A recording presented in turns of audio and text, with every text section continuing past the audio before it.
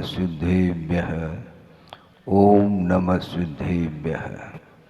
नमः श्री वर्धमानाय निर्धूत कलिलात्मने सालोकानां त्रिलोकानां यद विद्यादर्पणायते। अहिंसा परमो धर्म की महावीर भगवान की जय। प्रातः स्मरणे परम पूजाचार्य गुरुवर श्री विद्यासागर जी मुनि महाराज की जय। बोलिए परम पूजाचार्य भगवंत 108 श्री समय सागर जी महाराज की।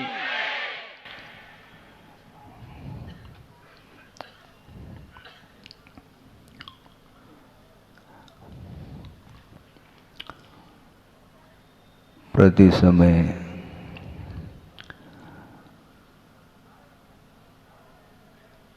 ऐसा भाव निरंतर चलता रहता है कि आत्मा में ज्ञान गुण है और उस ज्ञान गुण के माध्यम से ही विचार उत्पन्न होते रहते हैं। भिन्न भिन्न निमित्तों को लेकर के परिणाम आते हैं और विलीन हो जाते हैं, क्योंकि पर्याय जो होती है वह स्थायी नहीं हुआ करती। ये बात अलग है, अनेक समयवर्ती जो पर्याय होती हैं उसमें स्थायित्व देखने में आता है, किंतु प्रति समय तरंग की भांति जो पर्याय उत्पन्न हो रहे हैं वो विलीन हो जाती है, किंतु विलीन होते हुए भी वे संस्कार छोड़ती चली जाती है।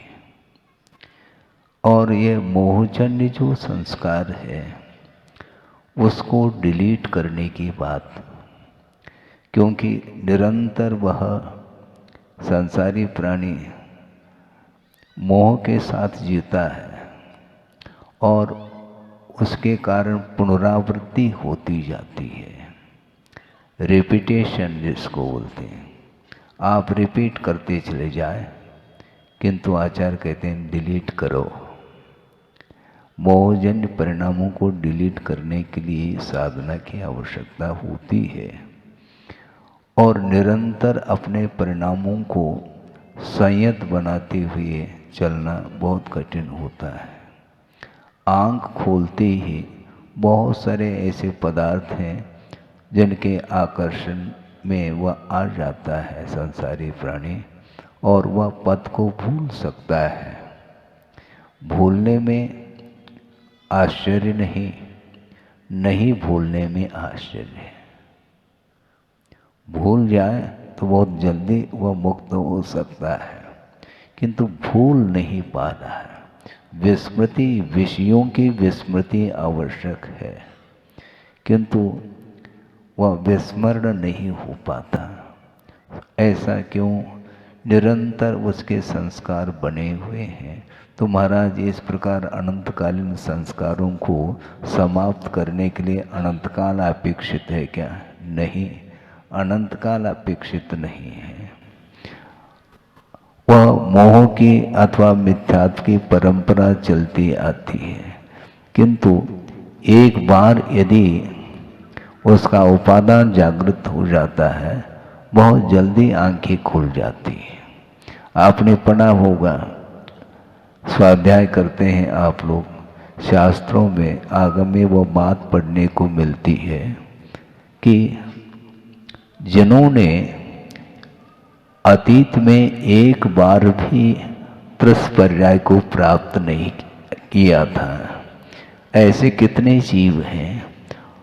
अनंतानंत हैं, ये ठीक है। उन्हीं अनंतानंत जीवों में 923 ऐसे जीव जो वहाँ से निकले हैं और किस पर्याय को धारण कर लिया। इसमें दो मत पढ़ने को मिलते हैं। एक आचार्य के मतानुसार डायरेक्ट उस निगोद पर्याय से निकल कर के चक्रवर्ती के पुत्र बनते हैं, और एक मत वह भी है जो सुनने को मिलता है कि निगोद से निकल करके इंद्रगोप, जिसको गिजाई बोलते हैं, बीच में एक पर्याय प्राप्त करके वो चक्रवर्ती के पुत्र बन रहे हैं। अब मन में बार बार विकल्प आता है, हम और आप इतना पुरुषार्थ कर रहे हैं, थक रहे हैं, इसके बाद भी विकास नहीं हो पा रहा है। और जिसने अतीत अनंत काल में एक बार भी त्रस पर्याय को प्राप्त नहीं किया और देशना नहीं सुनी, और इस प्रकार पुण्य का अर्जन किन परिणामों से हुआ होगा। तो गुरुदेव का कहना था, देखो विकास जो होता है आत्मा का या जीव का, वह बुद्धि पूर्वक भी होता है और अबुद्धि पूर्वक भी विकास होता है। क्योंकि अनंत काल से निरोध पर्याय को जिसने नहीं छोड़ा, इन्हें बार बार उसी निरोध पर्याय को ही प्राप्त करता रहा, तो देखना सुनने का अवसर मिला कब है? उसने संसार को देखा ही नहीं, क्योंकि मात्र एक एकेंद्रीय पर्याय स्पर्शनेन्द्रिय है, और स्पर्शनेन्द्रिय के माध्यम से जो कुछ भी बोध होता है उतना ही है। उसके सामने जगत कोई वस्तु नहीं है, शून्य है। चक्षुरेंद्रिय का विषय नहीं बन पाता, न कर्णेंद्रिय है, न रसनेन्द्रिय, न घ्राणेन्द्रिय, न मन, कुछ भी नहीं। मात्र स्पर्शनेन्द्रिय संबंधी जो कुछ भी संवेदन होता है पदार्थ का, उसके माध्यम से ही एक श्वास में 18 बार जन्म मरण करता रहा। इस प्रकार अनंत काल व्यतीत जो हुआ, उसके बाद ऑटोमेटिक मनुष्य पर्याय को प्राप्त करना अजीब सा लगता है। अजीब कुछ नहीं है कि वस्तु का परिणमन है। अंतर मुहूर्त में कषायों में बदलाहट आती है, कभी तीव्र परिणाम होंगे, कभी मंद परिणाम होंगे। ये सब कुछ अबुद्धि पूर्वक यह परिणति बनती है। उसके कारण ही मनुष्य के योग्य परिणाम जब हो जाते हैं तो इस प्रकार का अवसर प्राप्त होता है।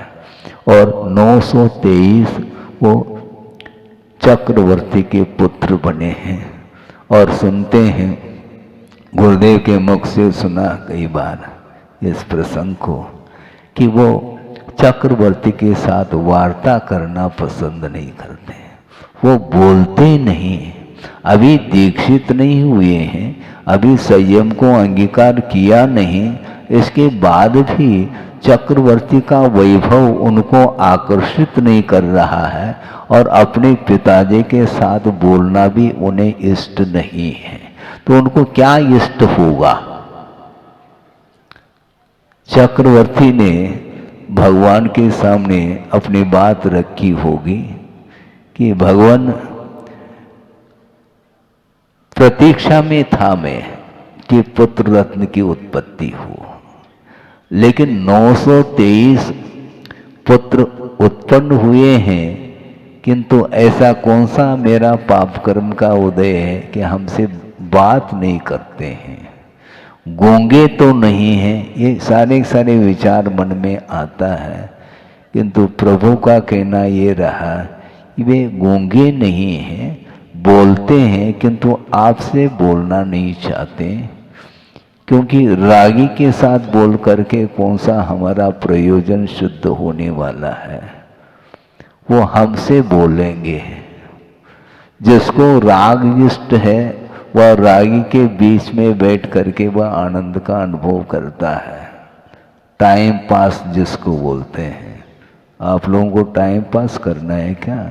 टाइम पास नहीं करो। ये टाइम जो मिला है ना, बहुत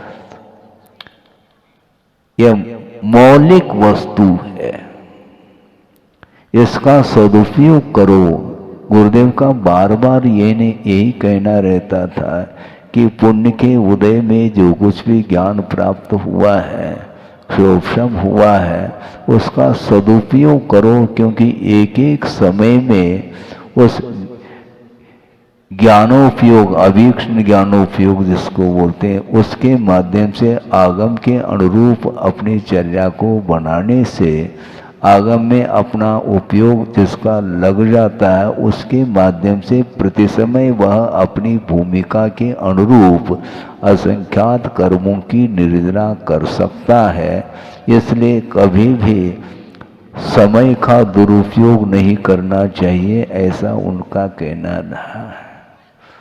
अपने पास है ही कितना ज्ञान है, लेकिन जितना भी हो उसका सदुपयोग होना चाहिए, तभी मनुष्य पर्याय के प्राप्त करने की सार्थकता भी सिद्ध होती है। और वे 923 के 23 दीक्षित हो जाते हैं प्रभु के सामने। उनको कोई भी पदार्थ इष्ट नहीं आत्म तत्व को छोड़ करके।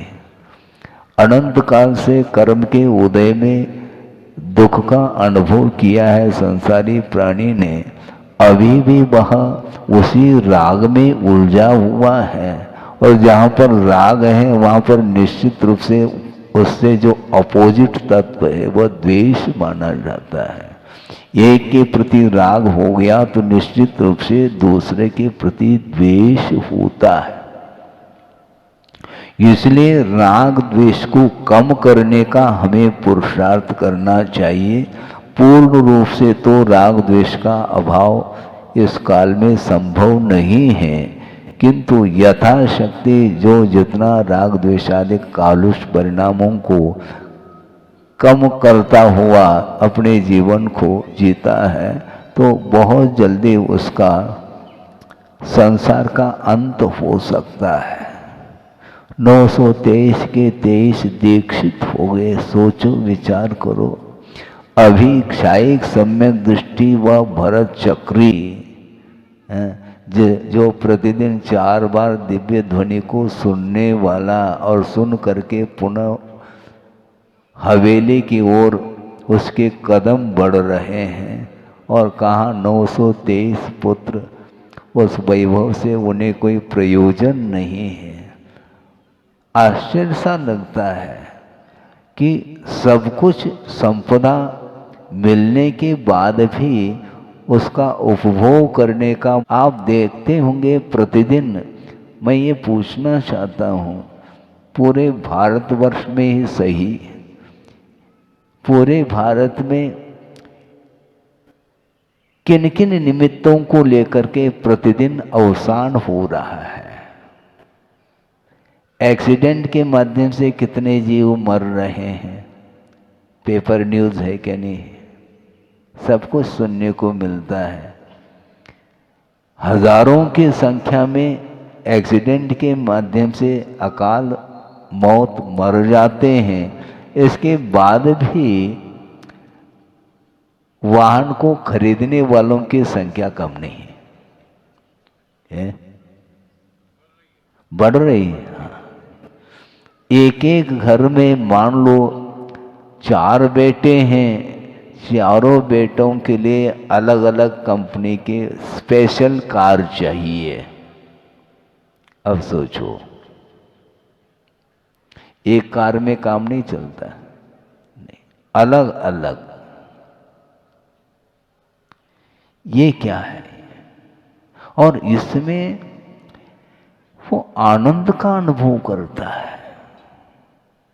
जबकि परिग्रह के माध्यम से हिंसा होती है, ये क्लियर कट है।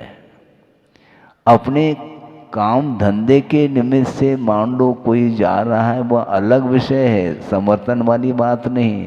किंतु जो निष्प्रयोजन घूमने के लिए, भ्रमण करने के लिए जा रहा है, घूम करके आ जाऊं, पैदल जाऊं ना, नहीं पैदल नहीं जा सकता।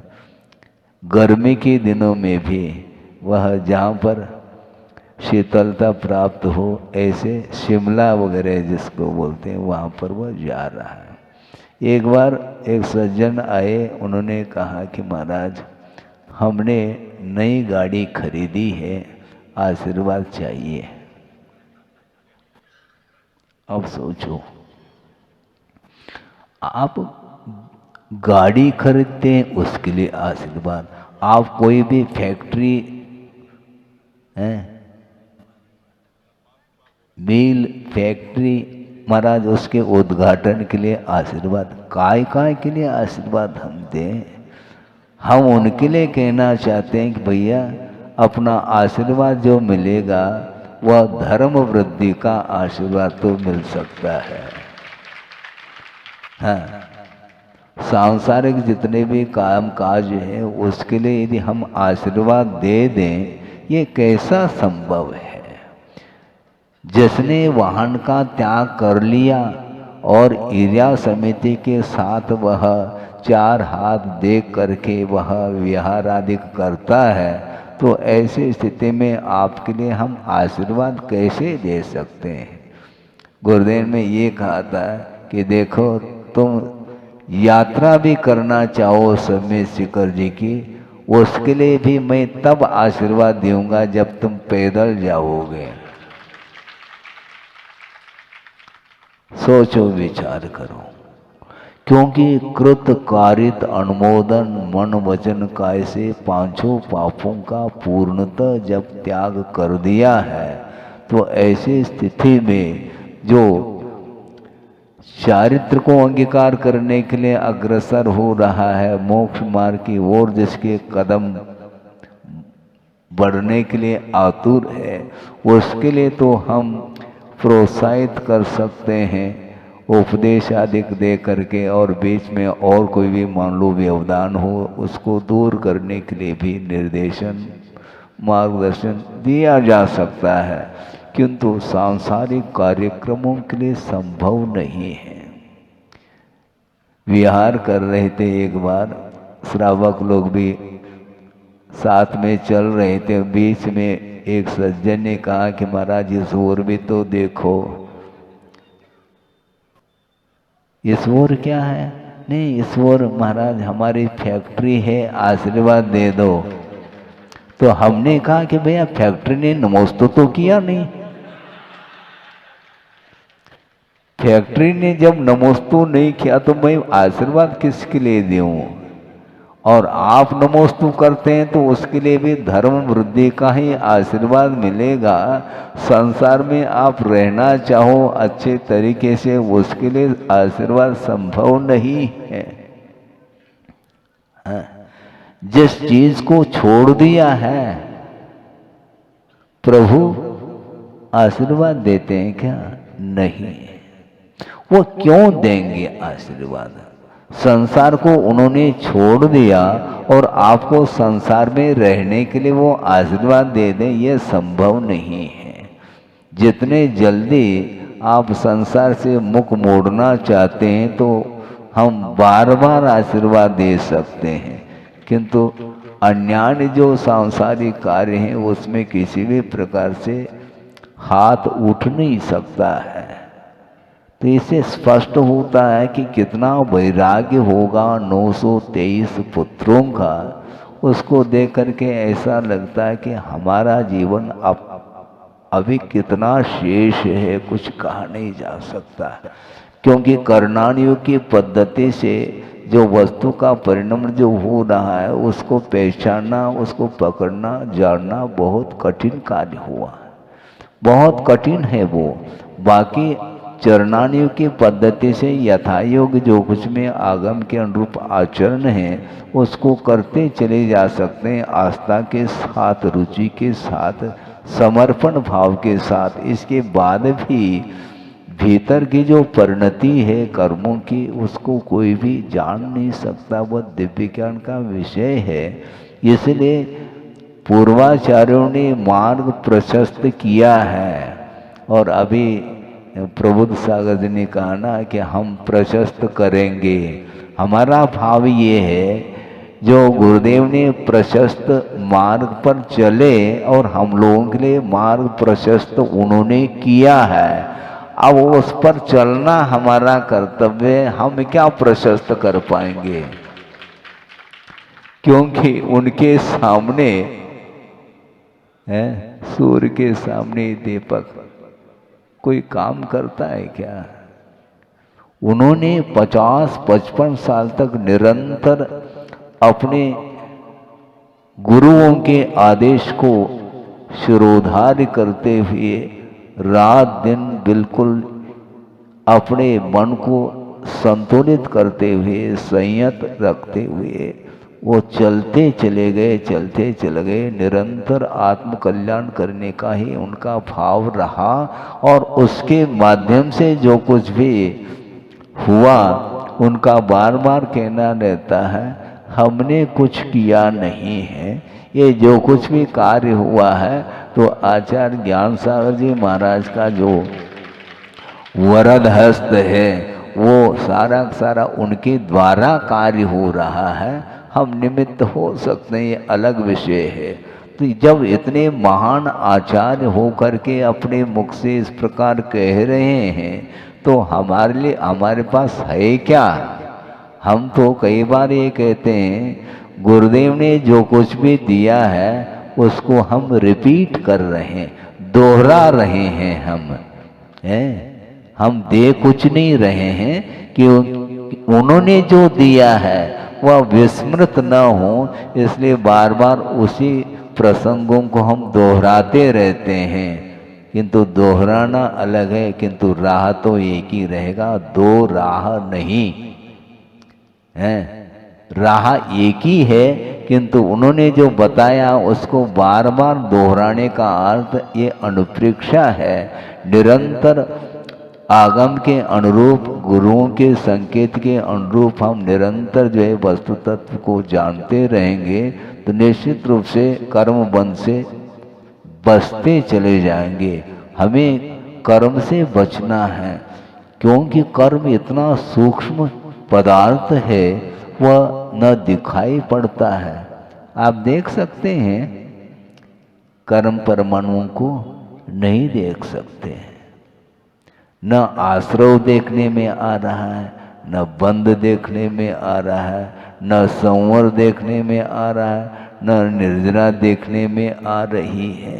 ये सब क्या है? ये केवल ये विश्वास का विषय बन जाता है, ये श्रद्धान का विषय है कि परिणाम होता है तो निश्चित रूप से कर्म का आश्रव होता है। इस प्रकार आगम के ऊपर आस्था रखते हुए हम चलते हैं, निश्चित रूप से पाप बंध से हम बच पाएंगे। उसके बिना संभव ही नहीं। जैसे पटरी की बात कही महाराज जी ने, पटरी पर गाड़ी चल रही है, किंतु गाड़ी जो चल रही है वह पटरी पर चल रही है। ये पटरी कहाँ तक बिछी है?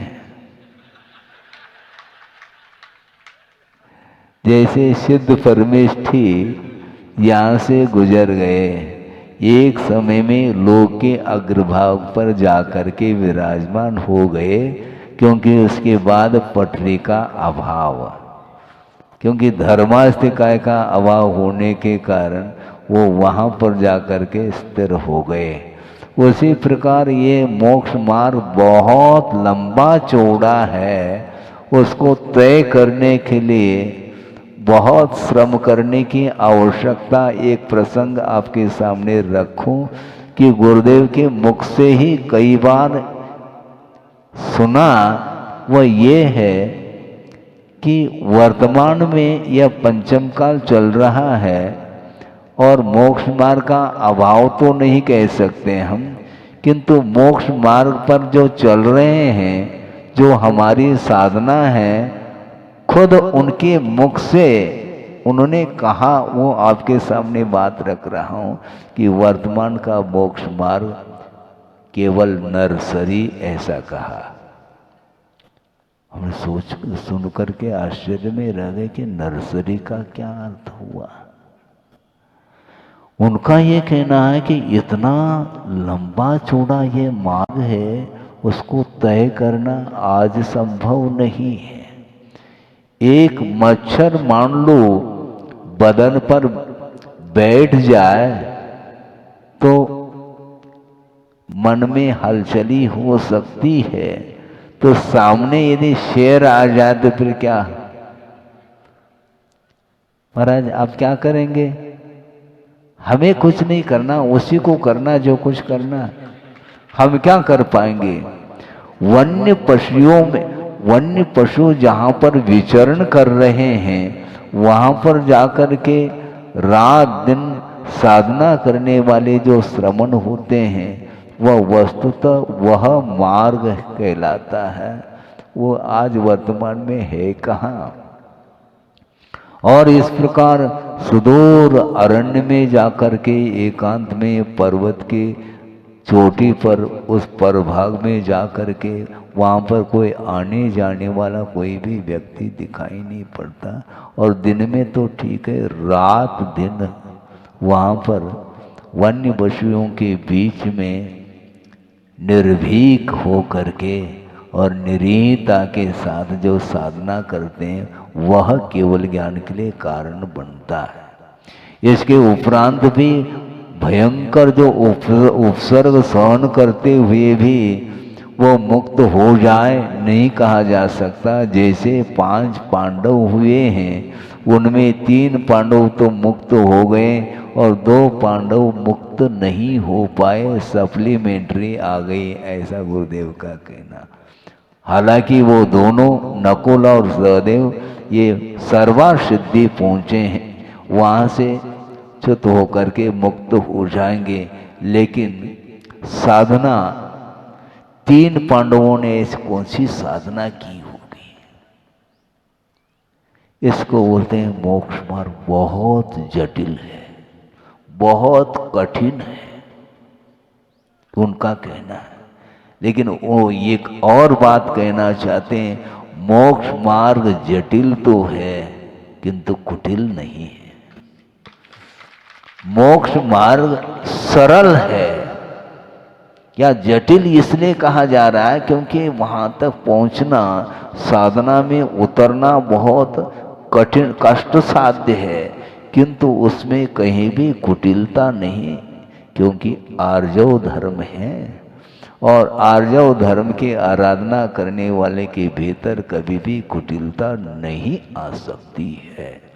इसलिए वह निराबाद रूप से अपने क्षमता के अनुरूप साधना करता चला जाता है, वैराग्य दृढ़ रहता है। इसलिए किसी भी परिस्थिति में अपने मन को वह चलायमान नहीं होने देता। ये निरंतर साधना का ही एकमात्र प्रतिफल है। आपका समय हो गया है, मैं इतना ही कहना चाहता हूँ कि वैराग्य के लिए बहुत सारे कारण उपस्थित हो सकते हैं, किंतु वैराग्य प्रत्येक को हो ये अनिवार्य नहीं। अपने अपने उपादान के अनुरूप यह कार्य होता है, निमित्त मिलते चले जाते हैं, किंतु उसका सदुपयोग करने वाले विरल ही हुआ करते हैं। इसलिए वैराग्य उत्पन्न हो, इसके लिए एकांत सूत्र भी पर्याप्त हो जाता है। गुरुदेव का कहना है कि ग्रंथ खोलने की कोई आवश्यकता नहीं, ये जो संसार है ये खुली किताब है, सब कुछ दृश्य देखने को मिल रहा है। कोई पाप कर रहा है, कोई पुण्य कर रहा है, विभिन्न प्रकार के परिणामों के माध्यम से अनेक प्रकार के पर्यायों को प्राप्त करके उसका फल भोगने के लिए वह गत्यंतर चला जाता है। ये संसार का स्वरूप है। इसलिए बिल्कुल शांति के साथ जितना आपके पास पुण्य है, उस पुण्य के उदय में उस पुण्य का सदुपयोग करो, तो निश्चित रूप से और आगे इससे भी बढ़कर के मोक्ष मार्ग की सामग्री उपलब्ध हो सकती है, जिसके माध्यम से विशेष रूप से साधना करने के लिए अवसर मिल सकता है और उसके माध्यम से ही हमें गंतव्य प्राप्त हो सकता है। मोक्ष को प्राप्त करने के लिए मार्ग पर चलना आवश्यक है। भले आप धीरे धीरे चलो, ये बात अलग है। कोई दिल्ली जाता है तो फ्लाइट से चला जाता है, कोई ट्रेन से, कोई कार से, कोई बाइसिकल, कोई पैदल भी जा सकता है। जाने के साधन भिन्न भिन्न हो सकते हैं, किंतु मार्ग तो एक ही है।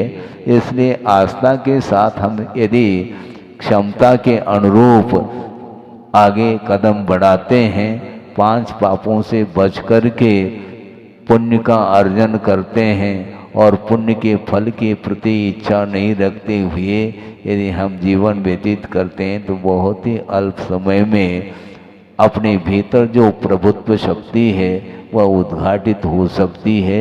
हो इस पवित्र भावना के साथ अहिंसा परमो धर्म की जय। बोधि समाधि परिणाम शुद्धि स्वात्मोपलब्धि शिव शोक सिद्धि चिंतामणिम चिंतित वस्तुदाने त्वामंद मानस्य ममास्तु देवी। परम पूजाचार्य गुरुवर श्री विद्यासागर जी मुनि महाराज।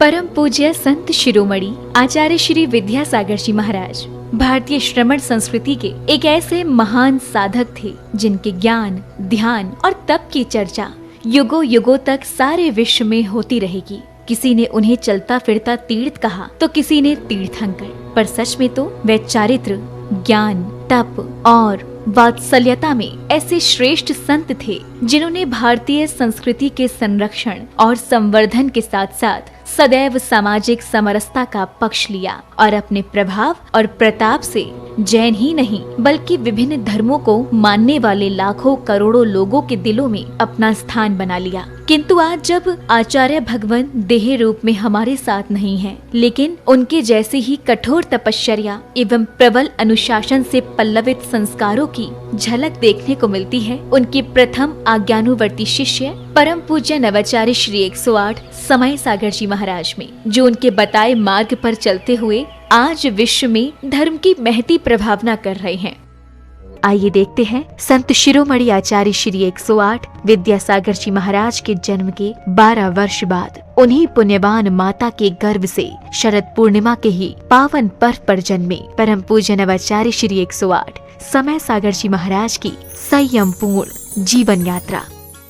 आचार विचार हो या व्यवहार, तपश्चरण हो या संस्कार या फिर हो व्यक्तित्व की बात, परम पूज्य नवाचार्य श्री 108 समय सागर जी महाराज प्रत्येक दृष्टि से साक्षात आचार्य भगवान की प्रतिलिपि कहे जा सकते हैं। और हो भी क्यों ना, आखिर जन्म देने वाले माता पिता तो एक ही हैं, और फिर इसे एक विचित्र संयोग कहें या फिर मलप्पा जी और श्रीमती जी के पूर्व भवों का पुण्योदय, जो उन्हें 27 अक्टूबर सन 1958 को शरद पूर्णिमा के ही पावन पर्व पर पुनः एक बालक के माता पिता बनने का सौभाग्य प्राप्त हुआ। 6 भाई बहनों में सबसे छोटे किंतु शांत प्रवृत्ति के इस बालक का नाम शांतिनाथ रखा गया।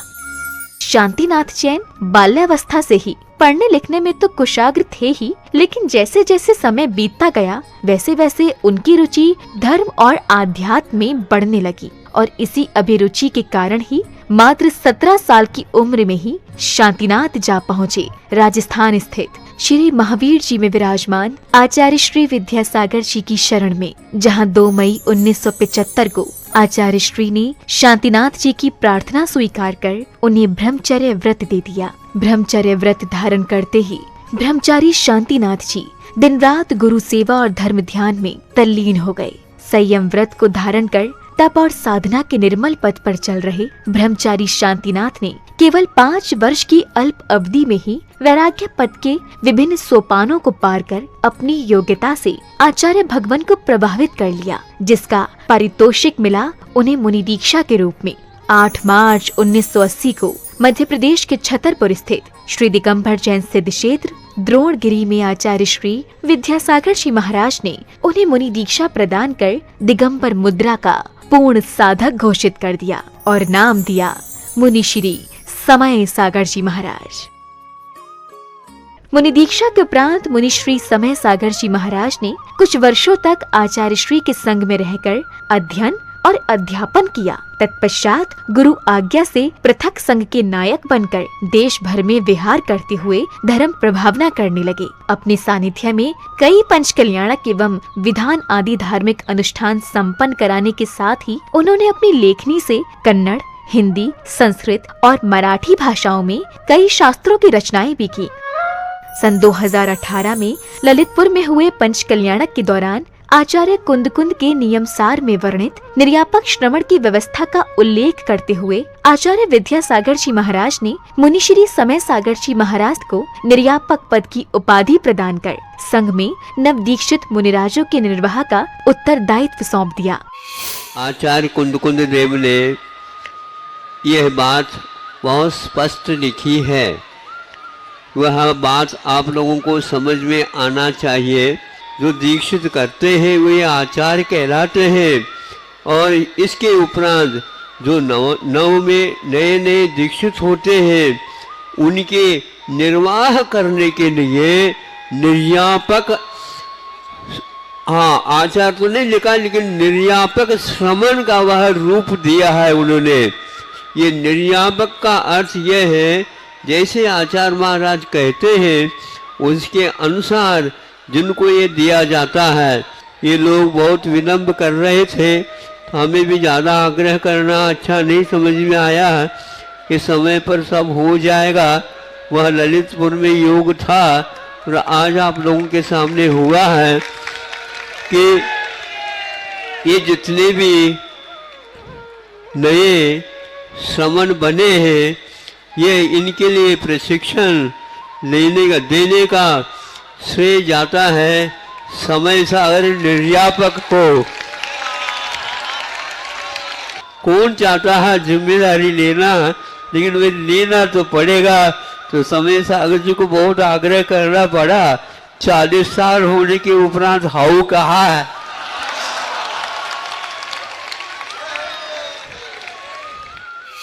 समय अपनी गति से चलता रहा। छत्तीसगढ़ के डोंगरगढ़ स्थित चंद्रगिरी तीर्थ में विराजमान आचार्य श्री विद्यासागर जी महाराज ने 6 फरवरी के ही दिन आचार्य पद के लिए निर्यापक श्रमण मुनि श्री समय सागर जी महाराज को चुन लिया एवं अपनी समाधि से 3 दिन पूर्व 15 फरवरी 2024 को आचार्य पद का त्याग कर पूर्ण संलेखना की ओर अग्रसर हो गए।